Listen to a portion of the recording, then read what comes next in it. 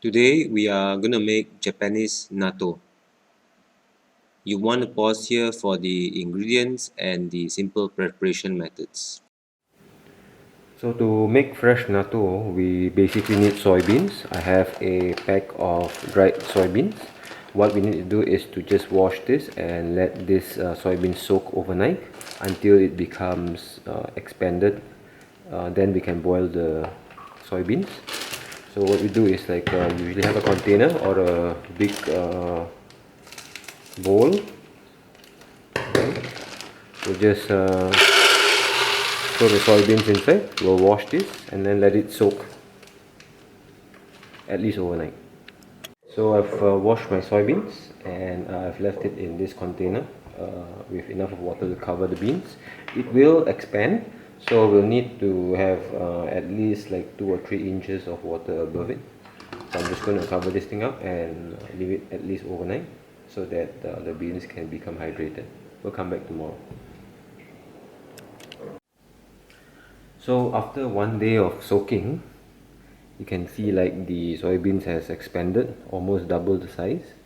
What we want to do is to boil this until it's soft, almost mushy to the touch, and you can actually boil this for maybe 2 to 3 hours, or in my case I'm going to use a pressure cooker.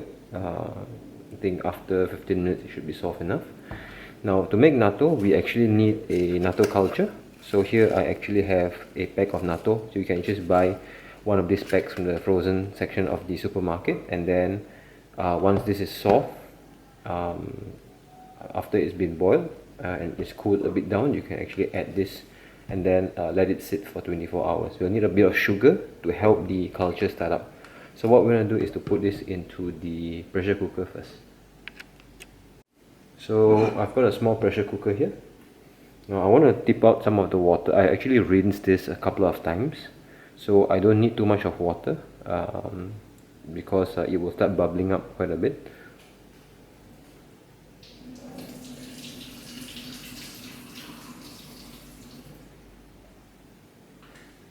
So I'm going to tip this all into the pressure cooker like that.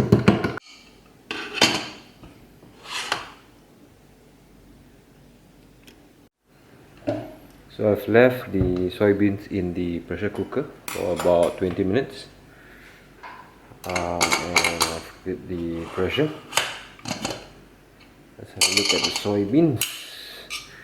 In making natto, we actually do not need to get rid of the husk. We can leave the husk as it is. Let's see if this is soft enough. Alright, so I've gave the soybeans another 10 minutes in the pressure cooker. I think this should be much better now. Let's have a look, see. Seems softer now. It's much better, much better. So what I'm going to do is I'm going to drain the water out of this so that I can start adding in the culture. Right, so I have sterilized a pot which I'll be emptying the beans to. I've boiled this in hot water. Now I'm gonna dip the beans into my pot.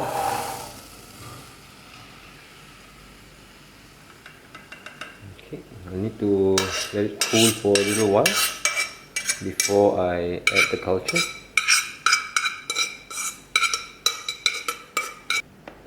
So right now I'm going to add 1 tablespoonful of sugar. This is just to feed the culture. We don't want it to be sweet though.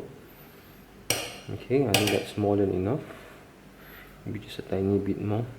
Okay, so 1 tablespoonful of just sugar. I'm just going to stir it until it dissolves, and all the beans will get a bit of sugar to help the culture grow. So my soybeans has cooled down. It's still a little warm, which is good. That's what we need to activate the natto bacteria from the culture. Remember that the culture that we bought are actually frozen, So you got to let it thaw before you use it. Alright, so I've cooked it down a little bit more now. Should be warm. That's quite good.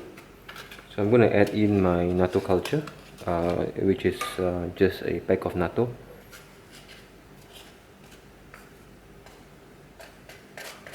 Okay, it's gone in. So I'm going to stir this so that it mixes well. Alright, can you see a natto? Like this is where all the natto bacteria culture will come from.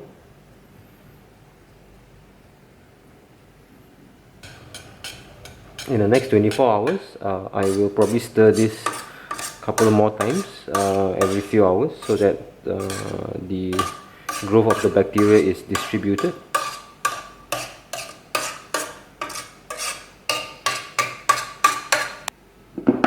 Okay, I'm going to cover this thing up. Leave the air hole open. So we'll leave this as it is for 24 hours in a warm place.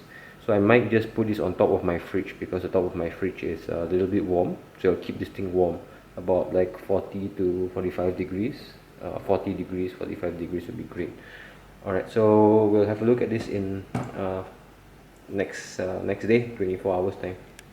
My natto has been fermenting for about 12 hours. So I'm just going to give it a stir. You can see like the color has turned a bit pale or white color.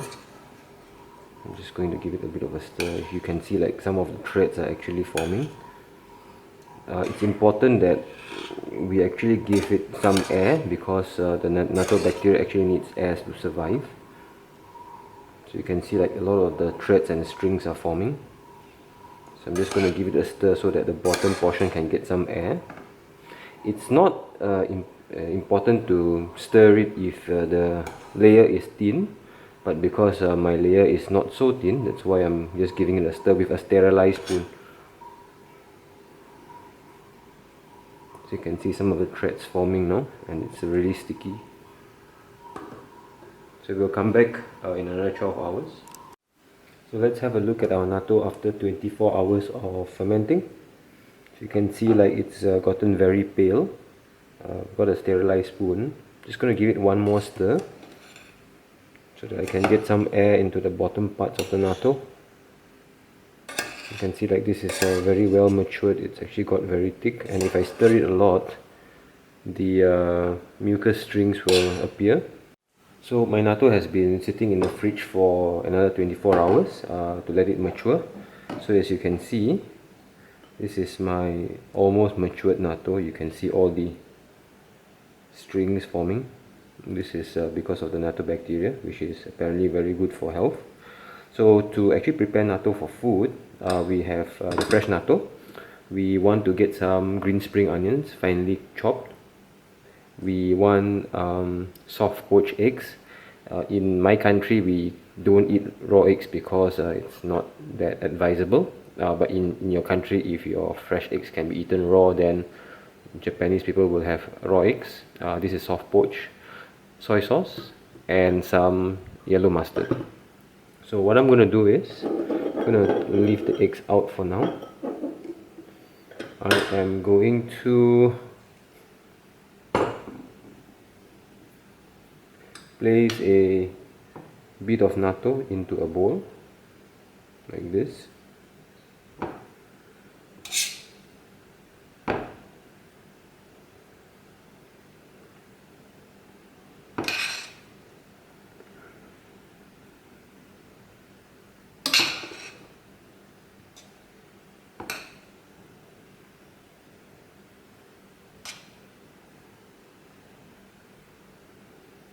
Alright, I'm gonna put this thing back into my fridge.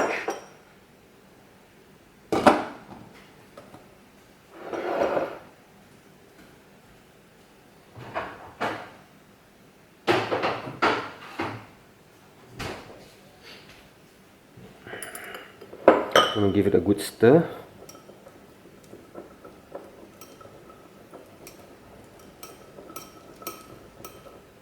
You can see all the strings forming. This is actually a sign of a mature natto. Okay.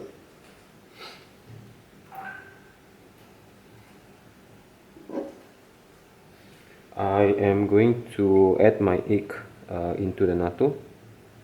Hope this is poached enough. Yep, looks really good. Typically we want to put the egg yolk, but we can have some egg white as well, so not a problem. I'd rather it to be softer than this, the egg yolk, but this will do fine. We'll have some green spring onions. This will add to the texture and the flavor of the natto.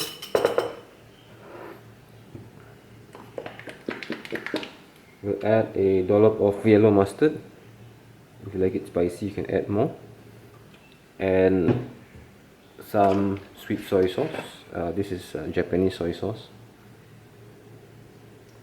Just know that the natto doesn't have any flavor or seasoning, so we want to add this, and then we'll stir this all together. This already looks so yummy.